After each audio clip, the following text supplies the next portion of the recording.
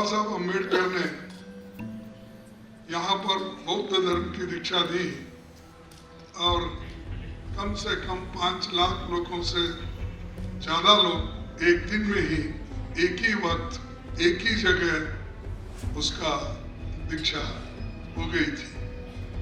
तब यहाँ के नागपुर के उनके विरोधी विचारधारा वाले गोलवलकर गुरुजी अभी जिंदा थे।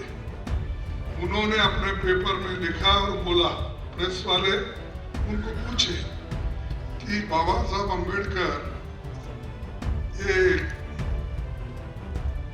बुद्ध धर्म ने स्वीकार किया, आपका कहना क्या है? तब गोलवलकर गुरुजी ने बोला कि मैं क्या बोलूं, बुद्ध महार झाला, महार बुद्धिस्ट हो गए नहीं बोले उन्हें, बुद्ध महार झाला, यानी बुद्ध को ही महार बना दिया उन्होंने, लेकिन महार जो बुद्धिस्ट बने थे उनको बुद्धिस्ट नहीं बोले। यानी इतनी घृणा थी। विचारधाराओं में भी फर्क होता है, लेकिन इतना घृणा।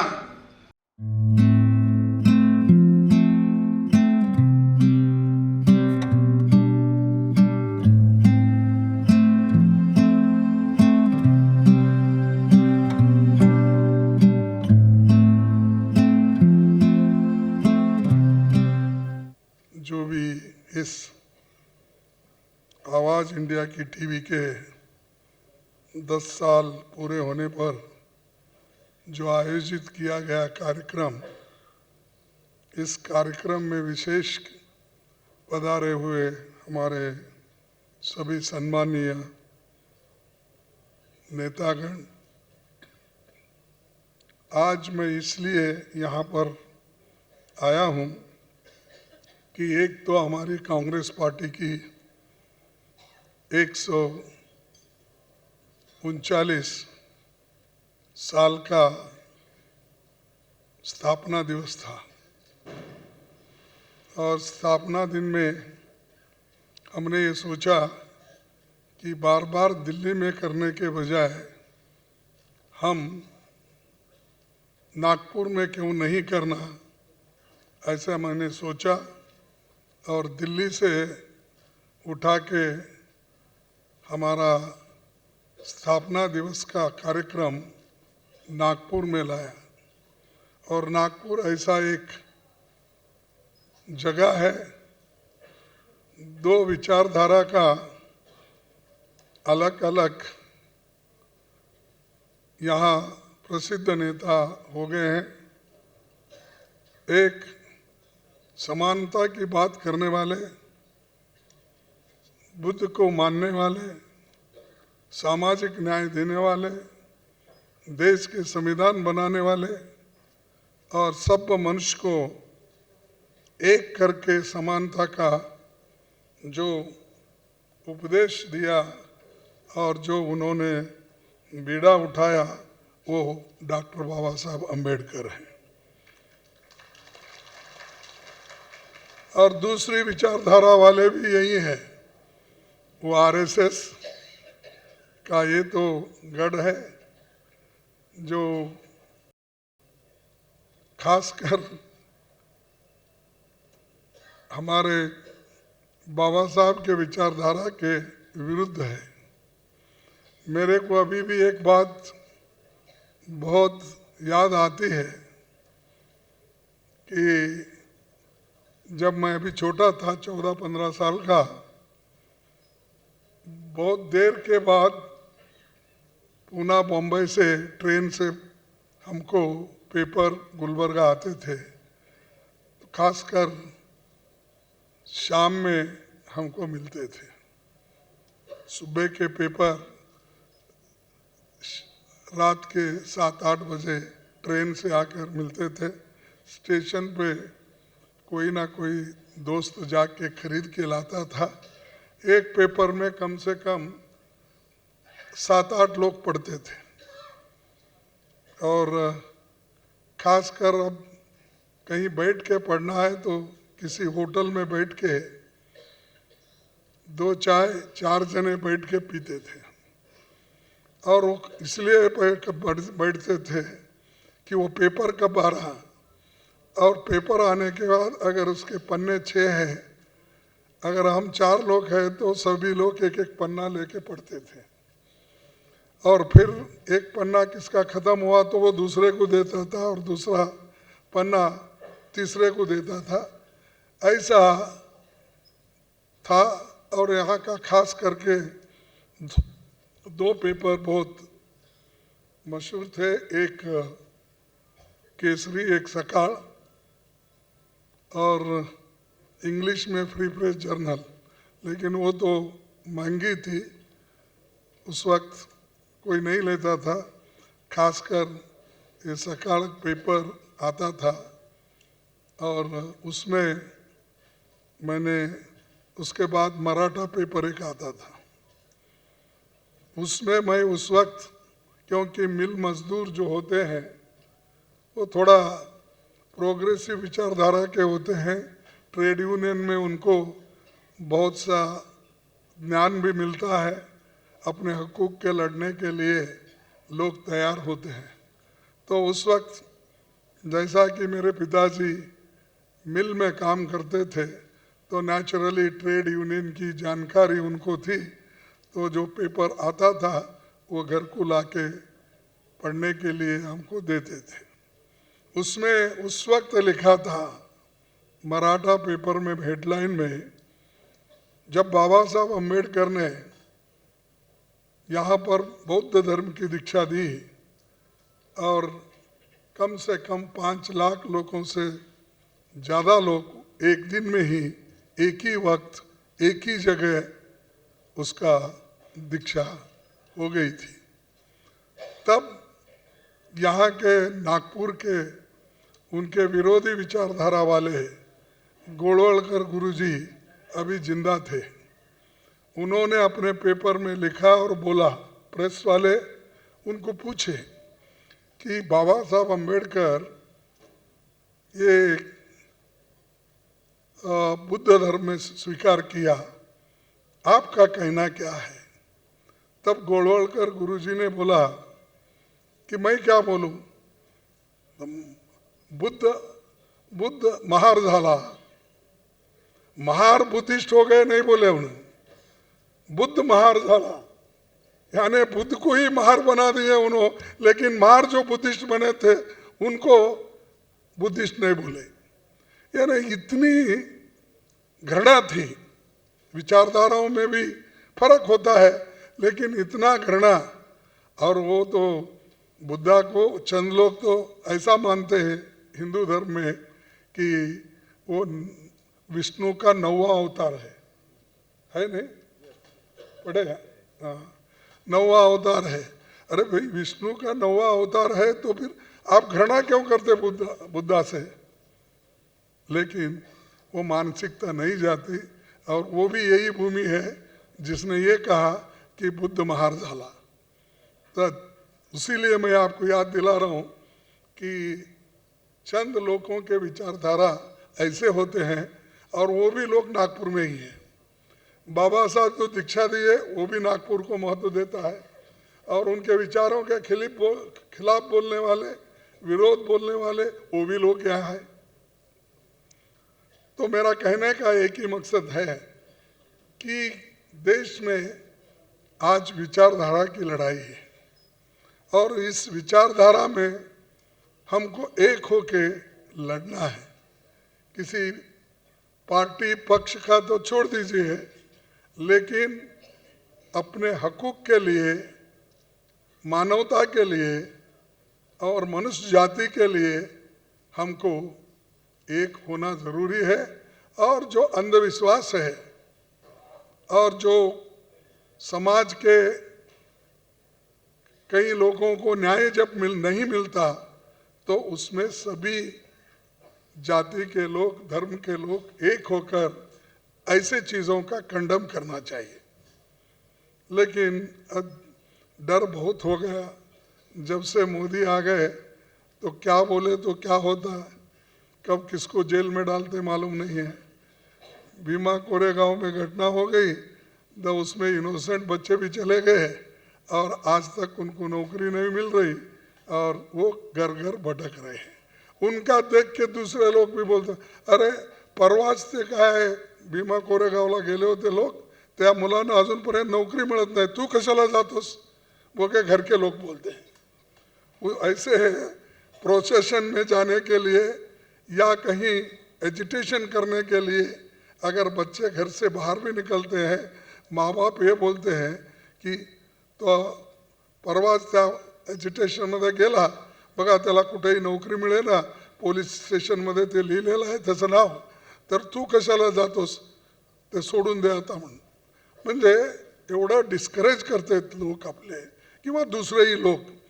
म्हणून मला सांगायची एवढीच आहे की गरज आपण कितीही प्रयत्न केला की सामाजिक न्यायासाठी, पण एकजूट अगर नाही आणि त्याला सगळ्या समाजाचे लोक साथ द्यावं लागेल. आपण काही लोकांना शिव्या देऊन चालत नाही, सगळ्यांना समजावून घेऊन एक होऊन ह्या विचारधारेवर तुम्ही चला, तेव्हाच देशाचं उद्धार होतं हे त्यांच्या मनात बसवलं पाहिजे. सगळ्या समाजात चांगले लोकही आहेत, काही वाईट लोकही आहेत. म्हणून आपण वाईट लोक आहेत म्हणून नेहमी त्यांच्याकडे बोट दाखवणंही फार मला वाटतंय ते चांगलं नाही. बाबासाहेबांच्या जीवनात सुद्धा केळुस्कर गुरुजी काय कोण होते ते शिक्षक, कोणत्या जातीचे, मराठा कुणबी होते. मग झालं की दुसऱ्या जातीचे लोक किंवा आम्हाला प्रोत्साहन देतात त्याचा उपचार झाला ना. माझं सांगण्याचं काय मत आहे की सगळे एकाच विचारधारेचे लोक जर असतील तेव्हाच आपण आपली शक्ती वाढवू शकतो.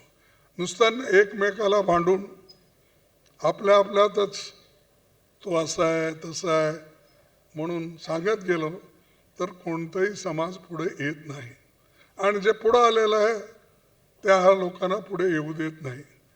म्हणून माझं एकच ह्या समाजाच्या लोकांना विनंती आहे, खास करून युवकांना, की तुम्ही आता स्वतःच्या पायावर उभा राहण्याची प्रयत्न करा. आम्ही कॉंग्रॅच्युलेट करतो की हे आज आवाज इंडिया टीव्ही हे स्वतःच्या पायावर राहून 10 वर्ष हे पूर्ण केले आणि ते आवाज 10 वर्ष कायम ठेवलं आणि त्यांनी पुढं असं घेऊन चालतील हे माझं मत आहे. म्हणून मी त्यांना ह्यासाठी शुभकामना मी देतो.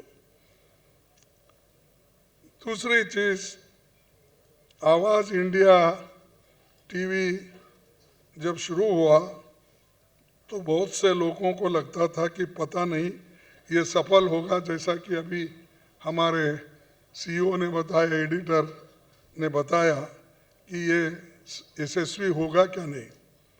लेकिन यशस्वी हुआ. 10 साल हुए. 10 साल के बाद हम ये फंक्शन बना रहे. ये आवाज़ अभी जिंदा है, इसको कोई दबाया नहीं. और ये जो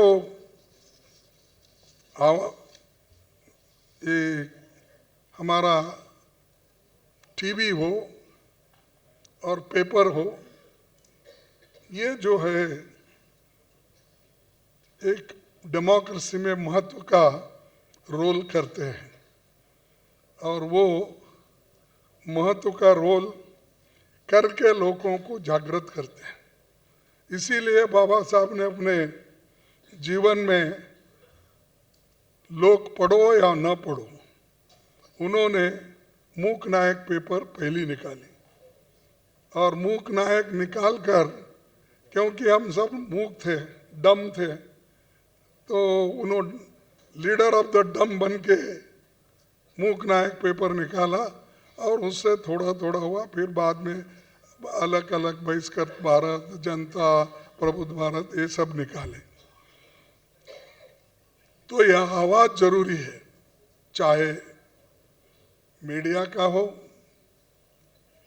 पत्रिका हो, ये गरीबों के लिए, वंचितों के लिए, दलितों के लिए और गरीब लोगों के लिए, दबे कुचले लोगों के लिए ली। आज पढ़े लिखे लोगों की भी हालात खराब हो गई, क्योंकि जो पेपर में अगर अच्छा आर्टिकल देश के लिए लिखते हैं और अगर वो सरकार के खिलाफ थोड़ा उसमें आता है, झट से उसको अरेस्ट कर देते, जेल में डालते। यानी आपको जो आज़ादी मिली, वो आज़ादी अब एक एक गायब हो रही।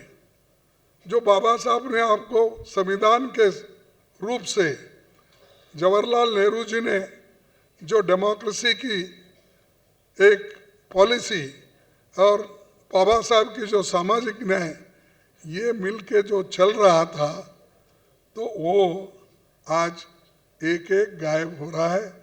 और हमको जो फंडामेंटल राइट्स थे, freedom of expression, freedom of speech, freedom of movement, ये सब तंग हो गए। अब लोग सोचना चाहिए। मैं अपने पार्टी का प्रचार करने के लिए नहीं आया यहाँ, मैं आपकी आवाज़ सुन के आया हूँ। जो आवाज़ आपने 10 साल से चला रहे हैं, वही कंटिन्यू होना। आप अगर डर गए तो फंस गए, इसीलिए डरना नहीं, या अपने हाथ से नहीं होता तो उसको जहाँ है वहीं छोड़ो, फिर कोई तो आके आगे बढ़ा लेता है। ये बात मैं नहीं, बाबा साहब अम्बेडकर ने भी कहा था। जब सिद्धार्थ कॉलेज में उन्होंने जब बैठ के एम्प्लॉयज़ के साथ बातचीत कर रहे थे, तब किसी ने बोला कि बाबा साहब मुझे नौकरी मिली। कौन सी मिली? नहीं सर, अटेंडर। कहाँ? रेलवे में। और कोई आया? टीचर हूँ। और कोई आया? तब बाबा साहब बोले, मेरे सामने तुम लोग मत आना, अगर आना है कलेक्टर बन के आओ, आईपीएस ऑफिसर बनो। तुम्हारे हाथ में अगर पावर है, पॉलिटिकल पावर है, तुम देश के लिए, समाज के लिए कुछ कर सकते हो। अब रोते रोते आकर मुझे वो मिला, ये मिला, ये मत बोलो। ऐसी भाषा में उन्होंने सिद्धार्थ लॉ कॉलेज के प्रीमाइसेस में बैठ के उन्होंने कहा। और ये भी बात उन्होंने कही कि मैं जो सामाजिक न्याय का एक बीड़ा उठाया हूँ और आप लोगों को कुछ ना कुछ मैं किया हूँ, लेकिन मेरे देहात में रहने वाले भाइयों के लिए मैं कुछ नहीं कर सका। तो उनकी फिक्र मेरे की ज़्यादा है। जो किसान है या किसान ये लेबर काम करता है, तो उसको मैंने अभी कुछ नहीं किया, ये दर्द मेरे में है। इसीलिए आप पढ़े लिखे लोगों को मैं यही कहूँगा, जो सुधारना की रथ है, डेवलपमेंट की रथ है, वो रथ मेरे हाथ से जितना होता था उतना तो मैं खींच के लाया। अगर आपके हाथ से होता है, आप कोशिश करके उसको आगे बढ़ा सकते हो, तो बढ़ा के खींच के आगे लेके जाओ। अगर आपके हाथ से नहीं होता तो उसको पीछे मत ढकलो, कम से कम जहां है वहीं तो रखो। ये बाबा साहब की आवाज थी। तो इसीलिए ऐसी आवाज को हम बुलंद करना है और लोकतंत्र, सामाजिक न्याय, बंधु प्रेम, धर्मनिरपेक्षता की हम बात करना है। और आवाज़ इंडिया टीवी ये रखेंगे आवाज़, ऐसा मैं आपको याद दिलाना चाहता हूँ। और मेन स्ट्रीम में छोटे चैनल को, छोटे पेपरों को जगह नहीं मिलती, एडवर्टाइज नहीं मिलता, गवर्नमेंट भी उधर देखती नहीं। अगर किसी ने कुछ जो न्यूज़ ऐसी गलत निकाली, तब सब लोग भागते आते हैं उसके पास कि देखो मैं तो ऐसा नहीं किया चोरी, क्यों मेरे को चुप चोरी का इंतज़ाम लगा रहे हैं। इसलिए कृपा करके वो हटा दो। तब ऐसे भी होते हैं। तो इसीलिए मेरा कहना यही है कि हम मेन स्ट्रीम में रहना है तो लोग देखना भी शुरू करना चाहिए, क्योंकि अगर लोग नहीं देखेंगे टीवी, अगर ऐसी टीवी को नहीं देखेंगे तो फिर क्या फायदा है। आप ही एनकरेज नहीं करते, आप ही एडवर्टाइजमेंट नहीं देते, फिर कौन आएगा? क्या ऊपर से खुदा आके देगा? खुदा किधर है मुझे मालूम नहीं, लेकिन लोग बोलते हैं ऐसा। तो क्या खुदा आके देंगे? नहीं। तो कम से कम हमें मदद करना चाहिए।